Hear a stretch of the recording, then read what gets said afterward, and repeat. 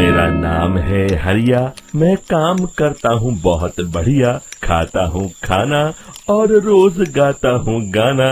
अरे यार, आज तो बहुत देर हो गई।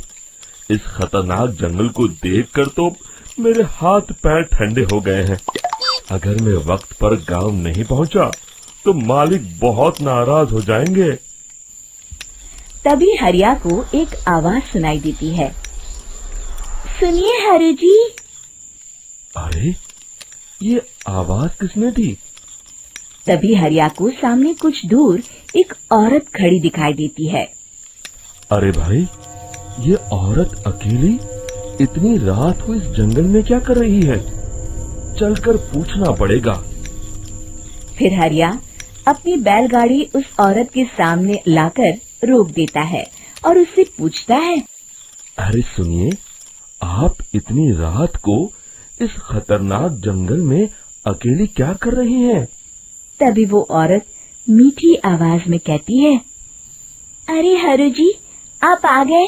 मैं कब से आपका इंतजार कर रही थी।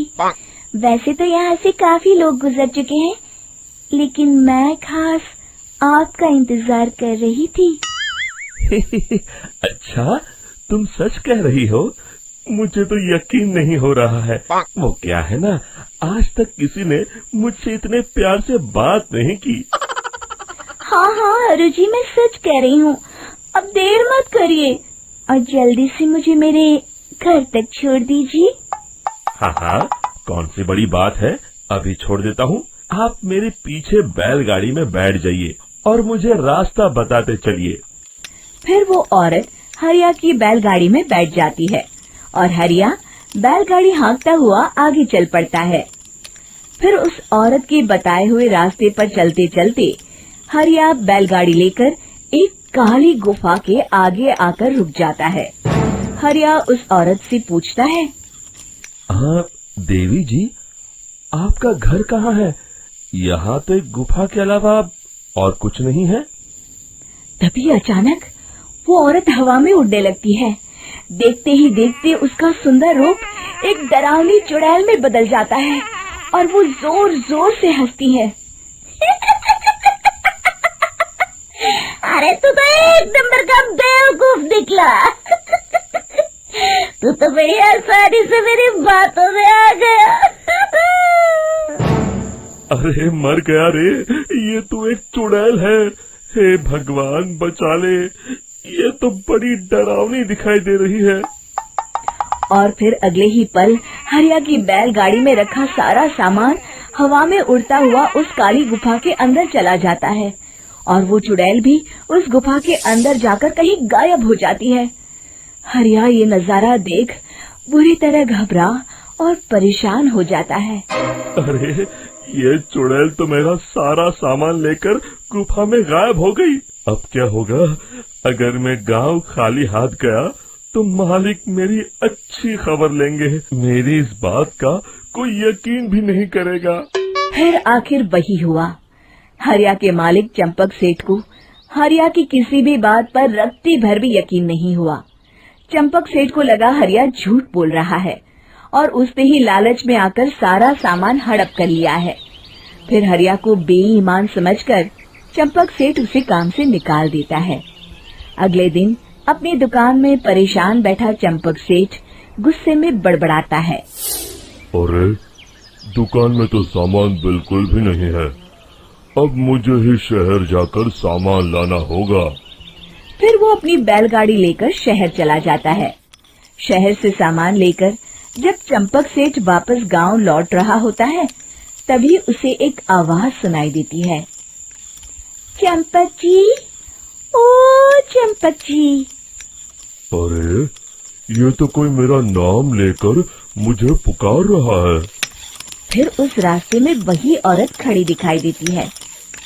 फिर क्या था, हरिया की तरह चंपक सेठ भी उस औरत के पास अपनी बैलगाड़ी लेकर जाता है और वो भी उसकी चिकनी चुपड़ी बातों के मुंह जाल में फंस जाता है। फिर चुड़ैल उसे भी अपनी गुफा तक ले जाती है और उसका सारा सामान लेकर गुफा में गायब हो जाती है।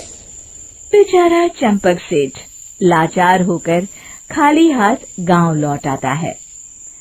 फिर ये उस जंगल में रोज की बात हो जाती है।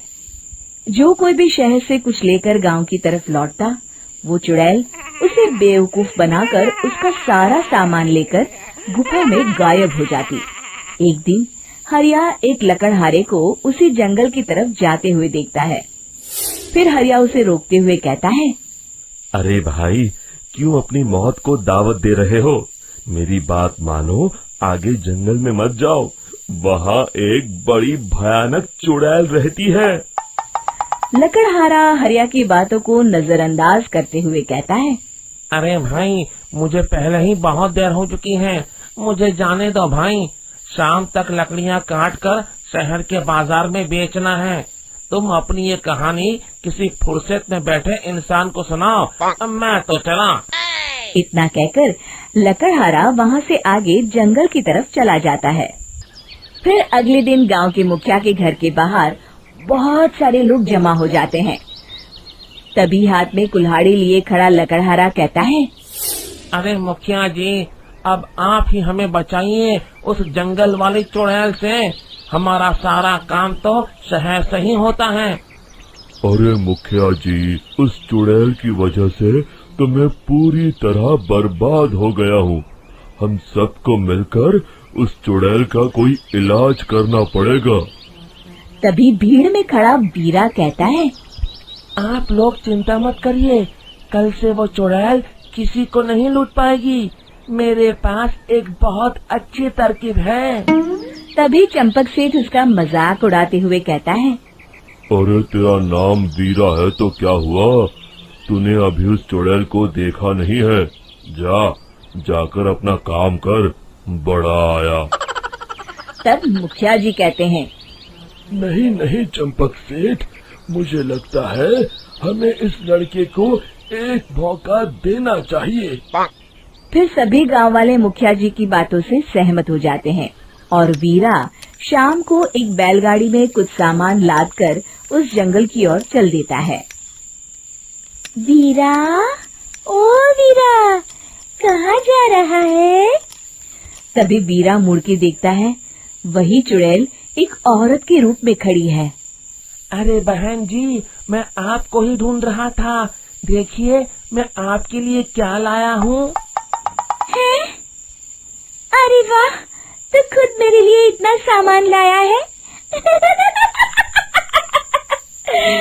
तू ही अकेला गांव में समझदार है। जरा देखो, मैं भी खोल के, बड़े भूख लगी है। जैसे ही चुड़ैल उस सामान पर से कपड़ा हटाती है, एक भगवान शिव की तेज रोशनी उसके अंदर मूर्ति से निकलती है और चुड़ैल अपने असली रूप में आकर जलने लगती है। अरे मैं जल रही हूँ, बचाओ! बचाओ! ओम नमः शिवाय, मर गई मैं! देखते ही देखते वो चुड़ैल राख के साथ उड़ जाती है और सभी गांव वाले भी वहां जाते हैं। शिक्षा बुराई पे सदा अच्छाई की ही जीत होती है।